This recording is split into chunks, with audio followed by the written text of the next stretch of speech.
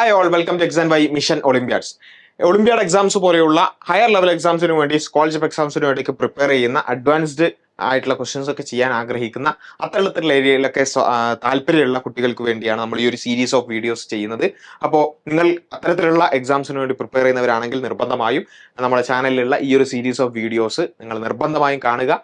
ഇനി വരുന്ന വീഡിയോസും കാണാൻ ശ്രമിക്കുക. അതേപോലെ നമ്മുടെ ചാനൽ സബ്സ്ക്രൈബ് ചെയ്യുകയും ചെയ്യുക. ഓക്കെ, അപ്പോൾ നമ്മൾ ഈ ഒരു പാർട്ടിൽ ഡിസ്കസ് ചെയ്യുന്നത് ബയോളജിയിൽ ചോദിച്ചിട്ടുള്ള ഇത്തരത്തിലുള്ള എക്സാംസുകളിലൊക്കെ ചോദിക്കുന്ന സിമ്പിൾ ആയതുപോലെ തന്നെ കുറച്ച് നമ്മൾ ഡിസ്കസ് ചെയ്യേണ്ടതുമായിട്ടുള്ള കുറച്ച് ഏരിയാസ് ഒക്കെയാണ് നമ്മൾ ഈ ഒരു വീഡിയോയിൽ ഡിസ്കസ് ചെയ്യാൻ ഉദ്ദേശിക്കുന്നത്. ഈ ഒരു വീഡിയോയിൽ നമ്മൾ 2 ക്വസ്റ്റ്യൻസ് ആണ് ചെയ്യാൻ പോകുന്നത്.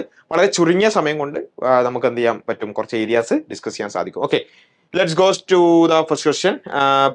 What is the main function of the respiratory system in humans? വളരെ സിമ്പിൾ ചോദ്യമാണ് അല്ലേ. റെസ്പിറേറ്ററി സിസ്റ്റം എന്താണ് ചെയ്യുന്നത്, അല്ലെങ്കിൽ അതിന്റെ മെയിൻ ഫംഗ്ഷൻ എന്താണ്? പമ്പിങ് ബ്ലഡ് അല്ല, അത് എന്താണ്? സർക്കുലേറ്ററി സിസ്റ്റം ആണ്. Digesting food, obviously digestive system ആണ്. Exchanging gases, right exchange of gases ആണ് നടക്കുന്നത്. ഫിൽട്ടറിംഗ് വേസ്റ്റ് അല്ല, അത് എക്സ്ക്രീറ്ററി സിസ്റ്റം ആണ് അല്ലെ.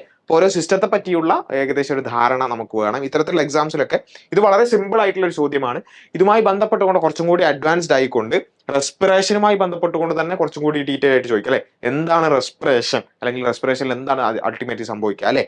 നമുക്കറിയാം, നമ്മൾ കഴിക്കുന്ന ഫുഡിൽ നിന്നുള്ള കാർബോഹൈഡ്രേറ്റ് അല്ലെങ്കിൽ glucose, it combines with oxygen that we breathe, right. നമ്മൾ ബ്രീത്ത് ചെയ്യുന്ന ഓക്സിജൻ എടുക്കുന്നു, അത് സെൽസിലേക്ക് എത്തുന്നു. അതേപോലെ ഗ്ലൂക്കോസും സെൽസിലേക്ക് എത്തുന്നു.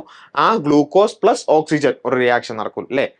അത് എന്ത് പ്രൊഡ്യൂസ് ചെയ്യും? Energy plus carbon dioxide plus water. അപ്പൊ എന്ത് ചെയ്തു? ആ എക്സ്ചേഞ്ച് ഓഫ് ഗ്യാസസ് അല്ലെ, ഓക്സിജൻ ആണ് ഇവിടെ ഉള്ളത്, അത് ബൈ പ്രൊഡക്റ്റ് ആയിട്ട് അവസാനം വന്നത് കാർബൺ ഡൈ ഓക്സൈഡ് ആണ്. ആ കാർബൺ ഡൈ ഓക്സൈഡ് എന്ത് ചെയ്യും? തിരിച്ച് ലങ്സിലേക്ക് എത്തി, ലങ്സ് വഴി പുറത്തേക്ക് നമ്മൾ ബ്രീത്ത് ഔട്ട് ചെയ്യും അല്ലെ, എക്സൈൽ ചെയ്യും. അപ്പോൾ ഈ ഒരു പ്രോസസ്സ് നമ്മൾ ഫുൾ ആയിട്ട് മനസ്സിലാക്കണം. ജസ്റ്റ് എക്സ്ചേഞ്ച് ഓഫ് ഗ്യാസസ് എന്ന് പറഞ്ഞാൽ നമ്മുടെ ഉള്ളിലേക്ക് എടുക്കുന്നു, പുറത്തേക്ക് പോകുന്നു, അത്തരത്തിലുള്ള ബേസിക് ആയിട്ടുള്ള ബ്രീത്തിങ് എന്നുള്ളത് മാത്രമല്ല, റെസ്പിറേഷൻ എന്താണെന്നുള്ളത് കൂടി നമ്മൾ എന്ത് ചെയ്യണം? കൃത്യമായി മനസ്സിലാക്കണം. ഇതേപോലെ തന്നെ ഡൈജഷൻ ആണെങ്കിലും അബ്സോർപ്ഷൻ ആണെങ്കിലും അതേപോലെ സർക്കുലേഷൻ ആണെങ്കിലും അതിൻ്റെയൊക്കെ ബേസ് എന്താണ് എന്നുള്ളതും അതിൽ കുറച്ചും കൂടി ഹയർ ലെവലായിക്കൊണ്ട് നമുക്ക് ചിന്തിക്കുവാനും ആൻസർ ചെയ്യാനും ശ്രമിക്കണം. ഓക്കെ, അപ്പോൾ അതാണ് ഈ ഒരു ക്വസ്റ്റ്യനായിട്ട് ബന്ധപ്പെട്ട് നോക്കാനുള്ളത്. അടുത്ത question, which process involved the division of single diploid cell? Okay, ഒരു സിംഗിൾ ഡിപ്ലോയിഡ് എന്ന് പറഞ്ഞാൽ 2n അല്ലെ, 2n cell into 4 non identical haploid cells. 4 non identical ആയിട്ടുള്ള ഹാപ്ലോയിഡ് എന്ന് വെച്ചാൽ n, diploid 2n, haploid n അല്ലെ, അതൊക്കെ നമുക്കറിയാം. Okay, each with half number of chromosomes of the original cell. Original സെല്ലിനേക്കാളും ഹാഫ് നമ്പർ ഓഫ് ക്രോമസോം ആണ് ഉണ്ടാവുക. അത് ഏതാണെന്നാണ് ചോദിച്ചിട്ടുള്ളത്. മൈറ്റോസിസ് ആണോ? മൈറ്റോസിസ് അതാണോ? അല്ല. മൈറ്റോസിസ് എന്ന് പറഞ്ഞാൽ ഒരു സെല്ല് 2ആയി മാറും, അത് രണ്ടും ഒരേ നമ്പർ ഓഫ് ക്രോമസോംസ് ആണ് ഉണ്ടാവുക. മിയോസിസ് ആണോ? ആണ് അല്ലെ, യെസ്.